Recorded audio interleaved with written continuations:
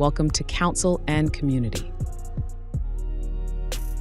Hello and welcome to Counsel and Community, where legal insights meet real life impact. I am your host, Kevin Rosenquist, here with the Nelson Law Group team to share practical guidance on navigating legal challenges while offering tips for personal growth and financial well-being. Thanks for being here. Sarah and Brett, welcome. Good to see you guys. Thank you for having us. We're glad to be back.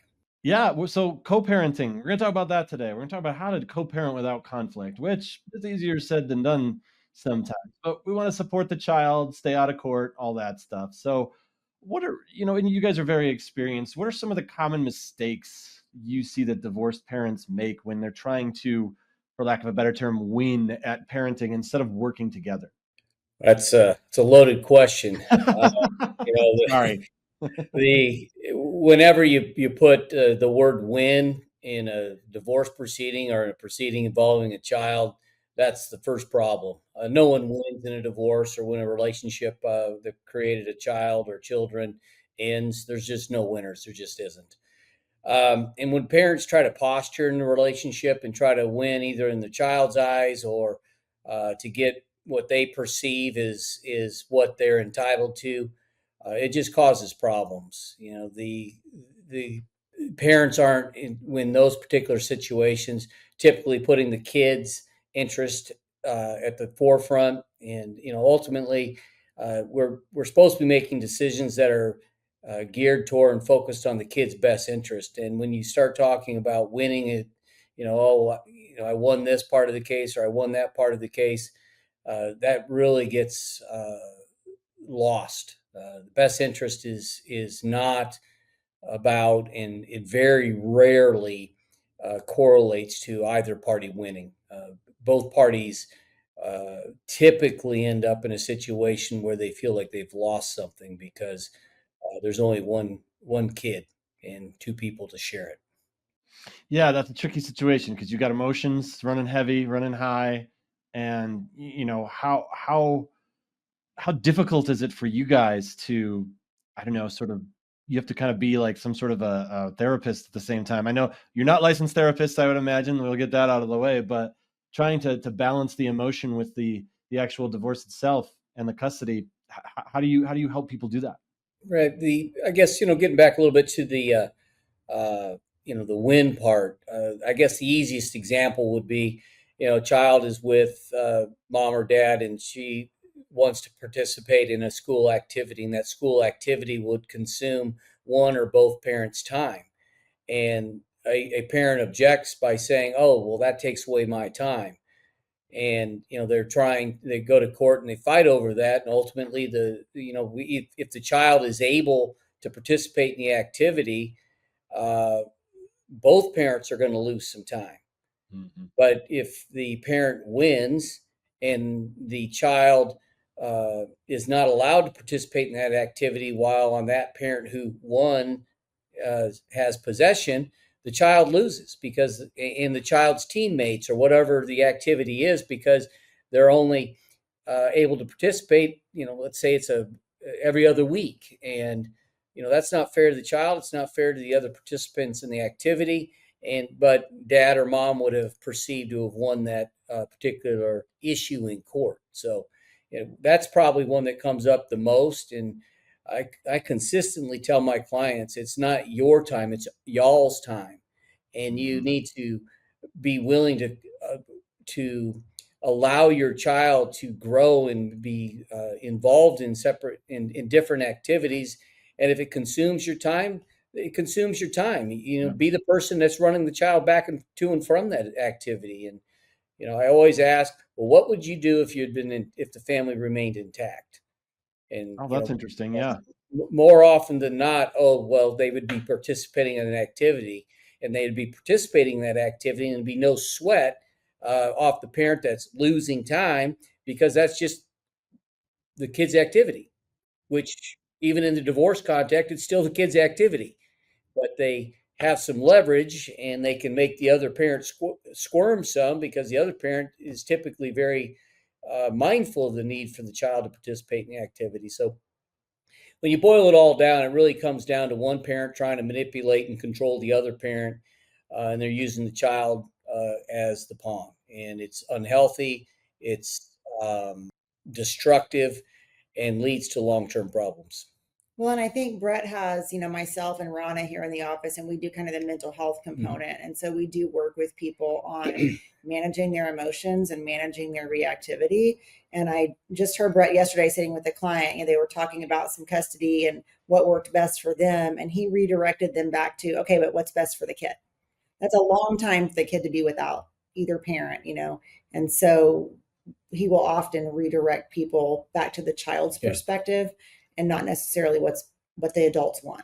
Yeah, they wanted an easier summer schedule, so they wanted the child for a whole month. And I said, okay, well, how are you going to feel about being away from your son for a month? And how's your son going to feel about being away from you a month? Mm-hmm. And, they go, maybe we should think about that. Yeah. Yeah. Sometimes it seems like a good idea until someone puts it in perspective for you. Yeah, I just got off a consult, and the lady says, well, I guess maybe I do need you because you're asking me questions I didn't even think of. I guess maybe I do need you. Yeah. 32 years of doing this, you learn a thing or two. You learn a thing or two, yeah. Yes, sir. Sarah, how does unhealthy co-parenting affect a child?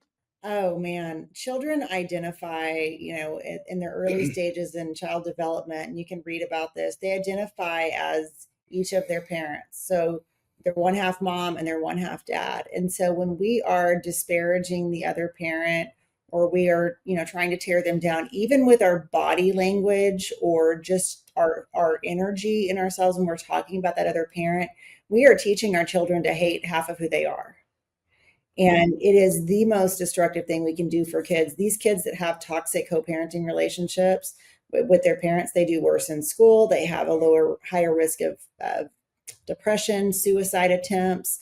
They don't have healthy relationships as adults. It really changes who they are when we actively dislike the other parent.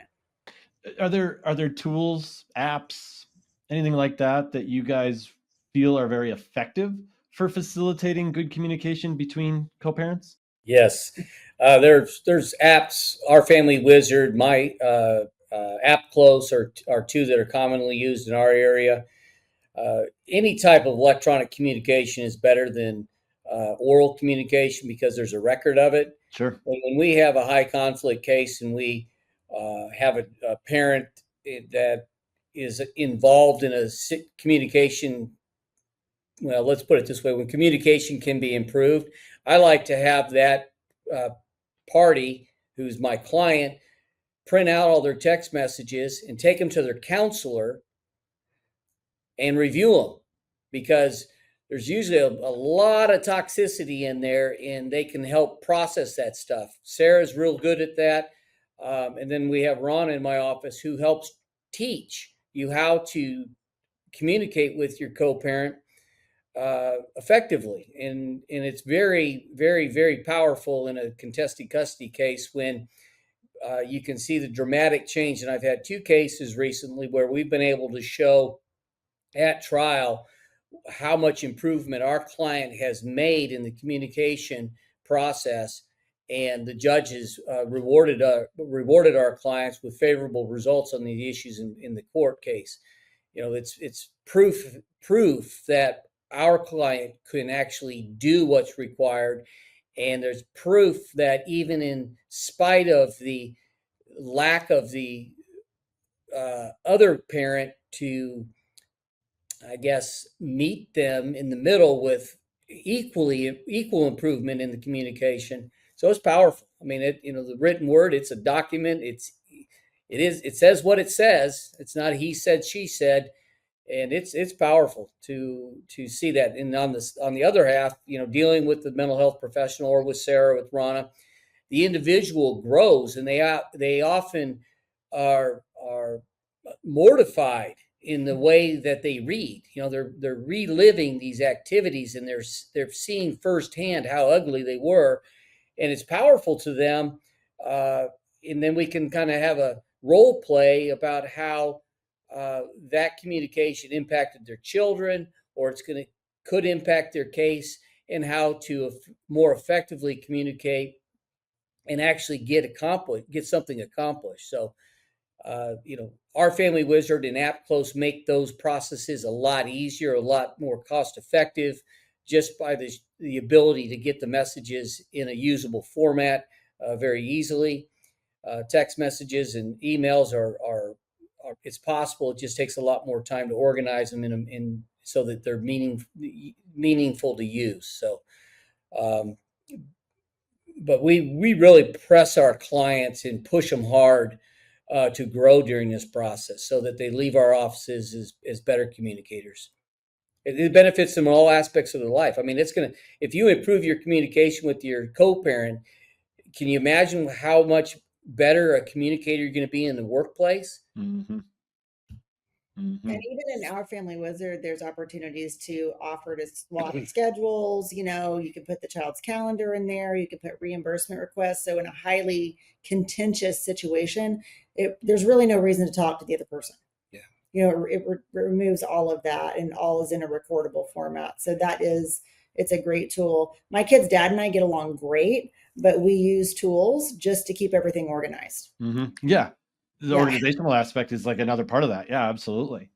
Well, and also, to what Sarah mentioned about the tools, it allows you to become better organized, and both people have access to the same information, and memories can be refreshed very easily. Yep. Yeah. I don't know what I'd do without Google Calendar, so right. I could see that, and I can lean on my wife for helping to remember stuff. But yeah, when you're separated or co-parenting, I could see an app like that really, really helping a lot, for sure. Now, you guys have been doing this a long time, so I have a curiosity question.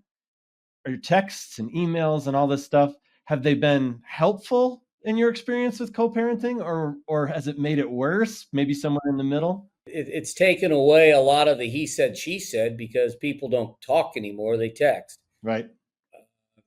And when it's good, it's good. But when it's bad, it's bad. Yep. I mean, it's real bad. Yeah. You think about how a text message is received when it's a little sharp. Yeah, when that's being read out loud in a courtroom, judge is like rolling her eyes. It's not pretty. So I encourage my clients and remind them every communication, every word you type pretend it's going to be read by a judge, because it probably will be. That's a perspective right there. Mm-hmm. That's good. Talk about Judgment Day. And social media. And social media. Yeah. I mean, that's probably even worse in some cases, I would imagine. Yeah. I mean, it's terrible. That's all he has to say about that. Understood. Yeah. Brett, go ahead. It really shows that when you feel strongly about something emotionally and your emotions are clouding your judgment, how truly poorly we act. Yeah, we're not at our best in those situations, for sure. We're not at our best. Mm-hmm. And with that, you need to speak grace. Clients come into our office, and I mean, they're really mad and upset about something that was said, and you really have to try to help them get some perspective and say, okay, well, think back. Has that ever happened to you? Have you ever said something that you regret or wish that you had said differently? And we try to we don't like to fan the fire in our office. We like to shower grace and help people co-parent into the future and not make more out of something than it is. Brett, from a legal standpoint, how much flexibility do parents actually have in a custody agreement, and what happens if one parent begins to push the limits? Well, if they have a written order, that order, especially in Texas, typically says unless the parents otherwise agree.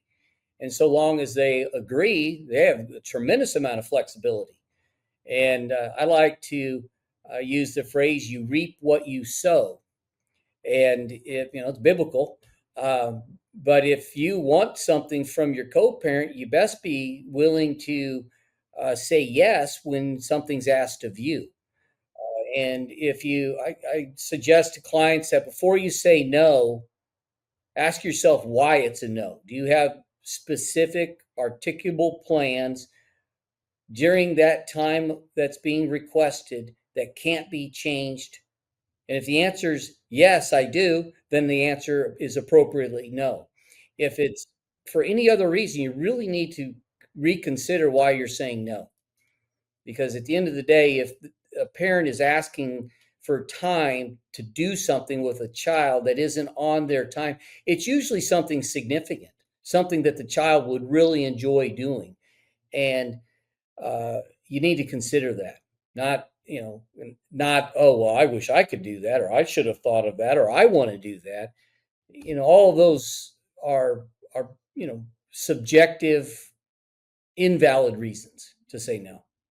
Yeah, I mean, even just with kids, you think about if you take that approach. I've done that before. Where, why am I saying no to my son in this situation? Do I have a good reason for that, or am I just like, do I not feel like him asking me 10 million questions when I go out to check the mail? You know what I mean? Right. Like, yeah. Is like, why are you really saying it? So yeah, that's a good perspective, I think, for anybody in any relationship. Yes. All right. Well, that's pretty much wraps us up for today. Sarah, would you like to take us home with a mindful moment? Our mindful moment. Yes, I love these. Today is to take a moment to consider positive things about your co-parent. So, when I talk to my kids about their dad, I talk about, how he's a Philly dancer, or he's always willing to help people. I always have things that are positive to say about him. And it's really, really important in building that child's relationship with their other parent, but building up that part of them in which that other parent lives. And so even if you have to make a list, force something out, like they look good in blue, little things like that, but those help build positivity towards your co-parent. And it's just to build on that a little bit. At one point in time, if you created a child with this person, you found something positive about them. There was something that attracted you to them, and focus on that, because the energy that you put off towards the other parent is being picked up by your kids. Share positive energy. There's enough negative ions out there. Let's get some good old positive energy being shared, because it's there. You just have to look for it sometimes. Yeah, I love that. Hear, hear. All right. Well, for more insights and exclusive resources tailored to navigate life's challenges, be sure to check out the Nelson Law Group app.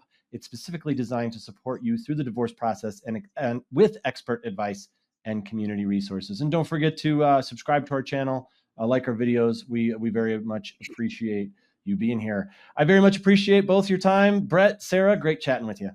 Thank you. Thank you.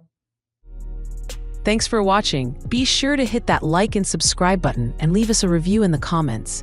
For more exclusive content, including helpful guides like our Divorce Care Guide, download our app today and get the support you need right at your fingertips.